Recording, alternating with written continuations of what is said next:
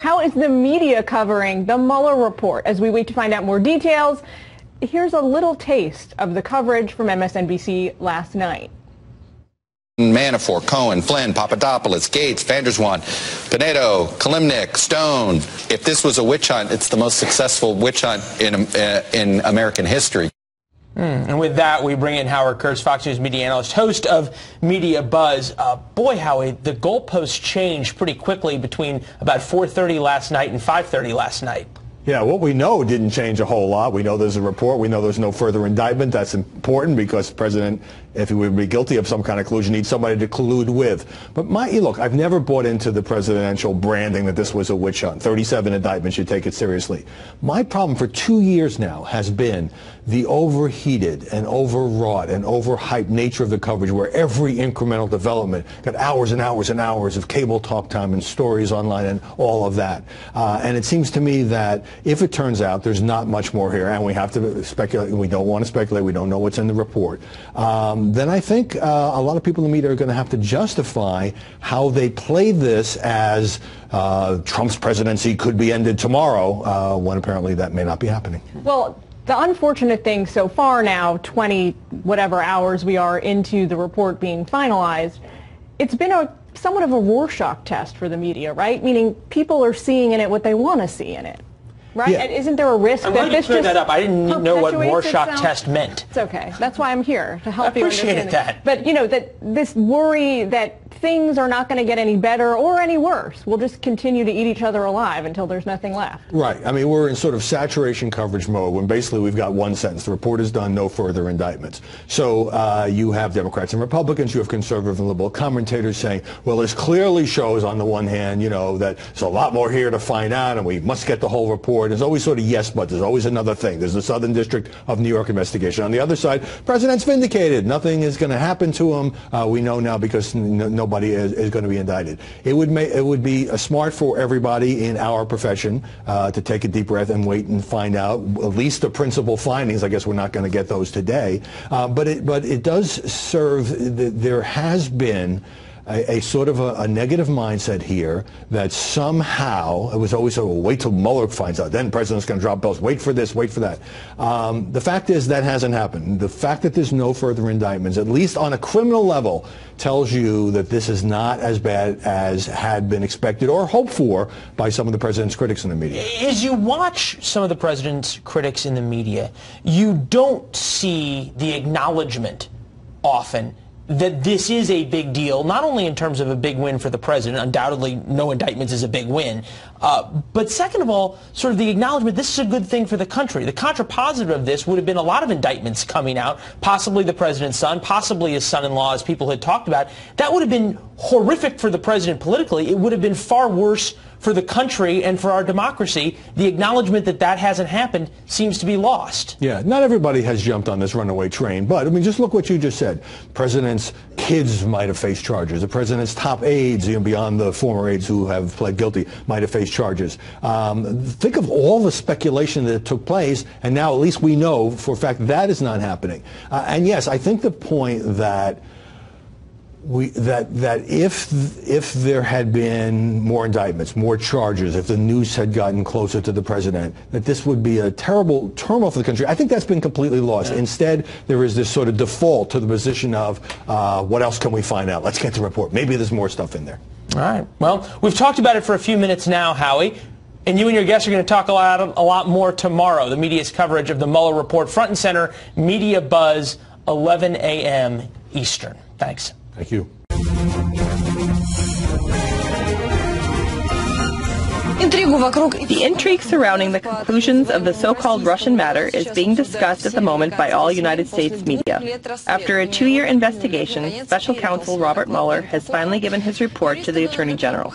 Lawyers for Donald Trump want to see the report before its publication. However, the Democrats are demanding its release as soon as possible. Well, that's how it's playing in Russia, as Russia media is reacting to the Mueller report. One analyst over there says that many people in Russia see the investigation as, quote, political. Oh, imagine that. Just like here. Yeah. Yeah, shocking. I guess, well, some things are the same. And as you might know, the Mueller investigation has indicted a number of Russian nationals, including several connected to an operation that CIA says existed solely to meddle in the 2016 presidential election. WikiLeaks has also weighed in, is raising money calling for off a full, of this. on Twitter, calling for a full release of the Mueller report, all the underlying documents, as if Julian Assange gets a real say in how all this turns out. Well, he had a say in how a few things turned out in America. All right, the White House has not yet been briefed on Mueller's investigation, and they've made a lot of points about the fact that they have not claimed executive privilege. We know the president is down in Mar-a-Lago right now. White House preparing for a lot of different possibilities. That's right. And joining us now, I want to bring in former White House Press Secretary Ari Fleischer. He's got all the expertise and more we could ever want on this. So, Ari, we're going to give you the floor. First up, tell us what you make of what we learned yesterday.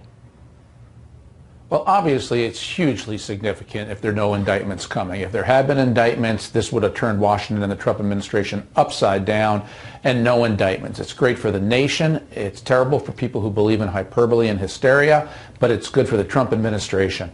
But here's what I'm impressed with as we speak.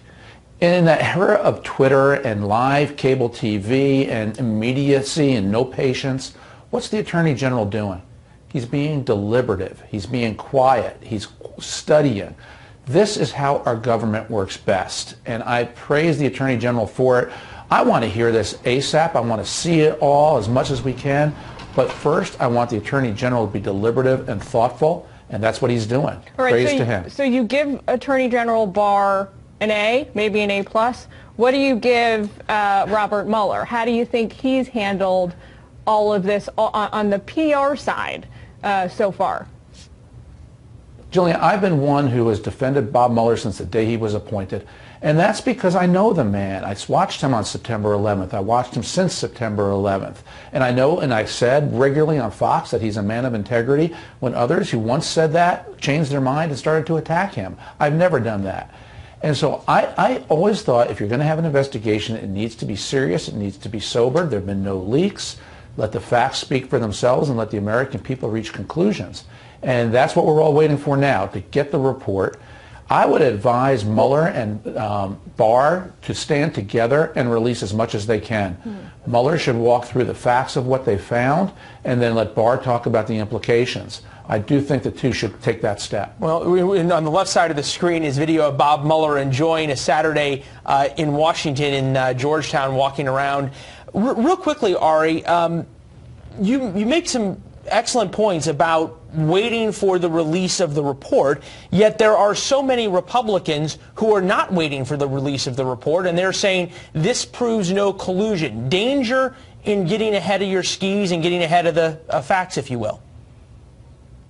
Well, I think there is some risk to that, Leland. You know, if you think back about the Comey report, if Comey had come out in two stages, the first night saying, I'm not indicting Hillary, and then the next day he came out with how she was reckless and all the classified information was on there, you know, that would have sprung back to bite. So we don't know what Bob Mueller is going to find, but I'll tell you what I want to see in there. The politics, the Trump issues aside, what exactly did Russia do to mess with America? This is an important issue going forward to preserve the integrity of our elections, and we all need to know it. Russia's a bad actor around the world. The indictments of the Russian officials gave us a window into what they've done, but I want to know everything they've done to the degree our government can tell us, and then hope that our policymakers protect us from it. The Obama administration clearly did not protect us from it. All this hacking and activity took place in 2015 and 2016, and we need to know what Russia did so we can have the tools to prevent them. Ari, Republicans have been decrying the investigation for months now, 2 years. It's going on forever. It's cost millions of dollars. But if we get some new real information that teaches us something about how Russia tried to interfere and where they were successful, it sounds like you're saying it'll be well worth the money and the time. Well, that's where I'm focused. I want to see what Russia did. I suspect much of that will stay classified because that's the counterintelligence portion of it, but that part is vital. You know, the other part of it, I frankly think the genesis of this was a terrible overreaction by the Obama administration when some low-level people connected tangentially to Donald Trump had contacts with Russians, and those Russians were people on the watch list. And then the Obama administration dramatically overreacted when Trump won. They weaponized the intelligence briefings. They leaked information about Trump. They bit on the dossier. And that's what launched all of this, a fierce overreaction that was inappropriate. You see their former CIA director, John Brennan, still predicting that people were going to be indicted just as recently as 2 weeks ago. Yeah. Terrible, terrible judgment by the Obama team. Yeah, that didn't age well. All right. Not Ari a lot Fleischer, to say appreciate about it. Other than that, it is true. Good to see you, sir. Thank you very much. Thanks, Ari. Thank you, guys.